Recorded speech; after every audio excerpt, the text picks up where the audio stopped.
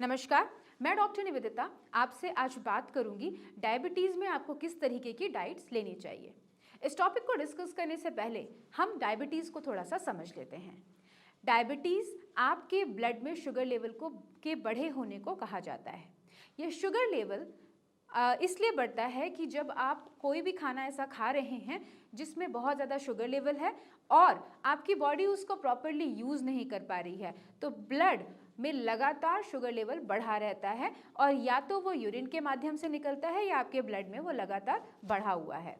ये समझना पड़ेगा कि आपको अगर डायबिटीज़ में शुगर लेवल को कंट्रोल करना है तो ऑलरेडी आपके ब्लड में शुगर लेवल बढ़ा हुआ है, तो जो खाना आप खा रहे हैं उसे अगर आप मॉडरेट करें, कंट्रोल करें, तो आप काफ़ी हद तक अपने शुगर को कंट्रोल कर पाएंगे। सबसे पहले ये जानना पड़ेगा कि हमें शुगर मिलती कहाँ से है।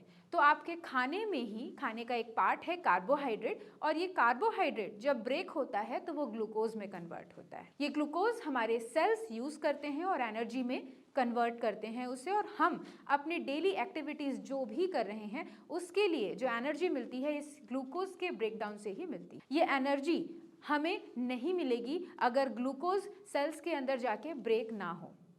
इस ग्लूकोज को सेल्स के अंदर जाने के लिए की रिक्वायरमेंट है, यानी कि इंसुलिन की रिक्वायरमेंट। अगर ये इंसुलिन या तो कम बन रहा है या फिर इंसुलिन रेजिस्टेंस आपकी बॉडी में डेवलप हो गया है, तो ये सेल्स के दरवाजे नहीं खुलेंगे और ये ग्लूकोज सेल्स के अंदर नहीं जा पाएगा।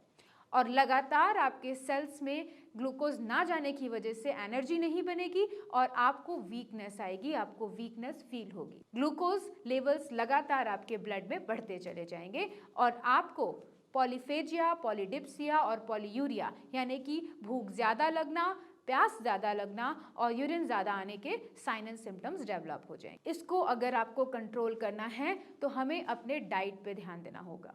आपको जैसे मैंने बताया कि कार्बोहाइड्रेट से ही ग्लूकोज हमें मिल रहा है। कार्बोहाइड्रेट को हमें खत्म नहीं करना, कम करना है। तो कार्बोहाइड्रेट प्रेजेंट किस में है? चावल में, आटे में, आलू में, शकरकंद में। ये सारी चीज़ें आपको कम लेनी है। इसके साथ में डायरेक्टली जो ग्लूकोज मिलता है वो शुगर से मिलता है हमें, या ऐसी कोई भी चीज़ जो मीठी हो, यानी कि दूध भी थोड़ा सा मीठा होता है, या हमारे नेचुरल फ्रूट जूसेस वो भी थोड़े से मीठे होते हैं। तो इन सभी चीज़ों से हमें ग्लूकोज मिलता है। आपको इन पर्टिकुलर चीज़ों को कम करना है, यानी कि चावल आप हो सके तो बंद कर दें या फिर ब्राउन राइस लें, होल ग्रेन लें, यानी कि आप आटा की चपाती जो ले रहे हैं वो लें, लेकिन उसमें चोकर की मात्रा भी होनी चाहिए। हो सके तो मल्टीग्रेन चपातीज़ लें। मल्टीग्रेन यानी कि आप उसमें थोड़ा सा उसमें बाजरा भी हो, थोड़ा सा गेहूं भी हो, थोड़ा सा जौ हो, उसके अंदर मिलेट्स भी अगर हो प्रॉपरली, तो आपको हेल्प करेगी ये ग्लूकोज लेवल को कम करने में। इसका रीज़न ये है कि आपके जो ग्लूकोज है वो बेसिकली कार्बोहाइड्रेट से तो निकल रहा है, लेकिन कार्बोहाइड्रेट के भी 3 पार्ट्स होते हैं, मतलब कॉम्प्लेक्स कार्बोहाइड्रेट और सिंपल कार्बोहाइड्रेट। कॉम्प्लेक्स कार्बोहाइड्रेट को ग्लूकोज में कन्वर्ट होने के लिए टाइम लगता है, वो एकदम से शरीर में जाते ही ग्लूकोज में नहीं टूट जाती। लेकिन सिंपल कार्बोहाइड्रेट मतलब कि जो आसानी से ग्लूकोज में टूट जाएं, ऐसी चीज़ों को हमें कम लेना है। तो हमारा कोई भी ऐसा खाना नहीं जिसमें कार्बोहाइड्रेट नहीं है, लेकिन जिसमें बहुत जल्दी से ग्लूकोज टूट जा रहा है, जिसमें बहुत जल्दी से कार्बोहाइड्रेट ग्लूकोज में कन्वर्ट हो जा रहा है, उन चीज़ों को आपको कम करना है या अवॉइड करना है। जैसे कि चावल बहुत जल्दी से ग्लूकोज में कन्वर्ट हो जाता है।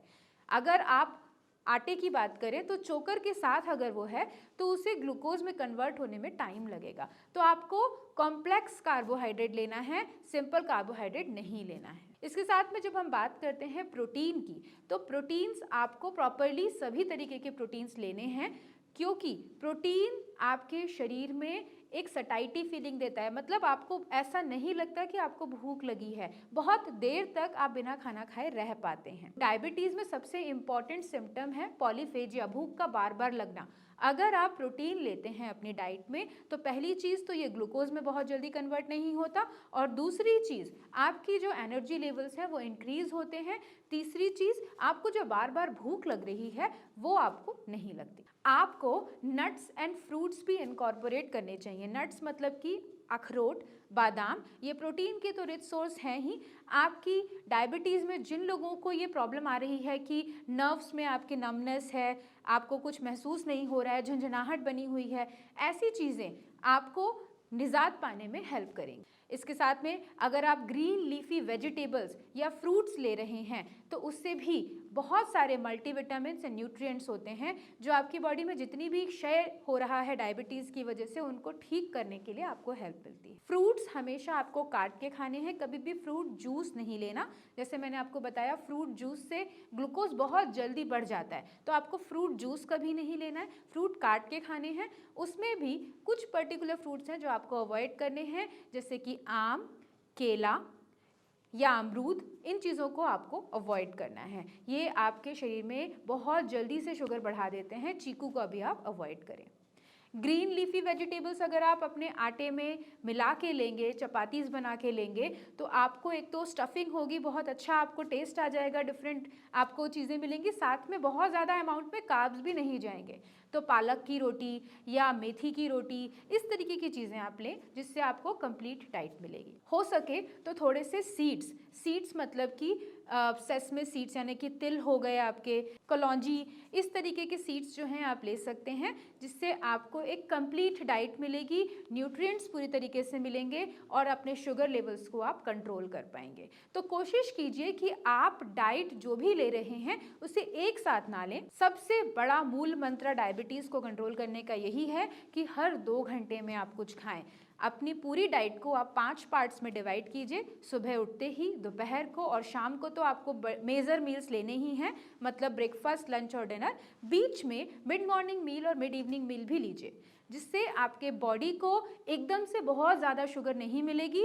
धीरे धीरे जब आप देंगे तो बॉडी के अंदर उतनी ताकत होगी कि वो उस ग्लूकोज को यूज़ कर पाए और आपके ब्लड शुगर धीरे धीरे कम होते चले जाएंगे। आप इस डाइट को फॉलो करके देखिए, आप देखेंगे कि आपके शुगर लेवल्स धीरे धीरे कम होते चले जा रहे हैं। किसी भी तरीके की क्वेश्चंस या किसी भी तरीके की क्वेरी के लिए आप हमें कमेंट सेक्शन में कमेंट करके पूछ सकते हैं या इस दिए हुए नंबर पे भी कॉल कर सकते हैं। हमारी टीम अपनी तरफ से पूरी कोशिश करेगी आपकी हेल्प करने के लिए। धन्यवाद।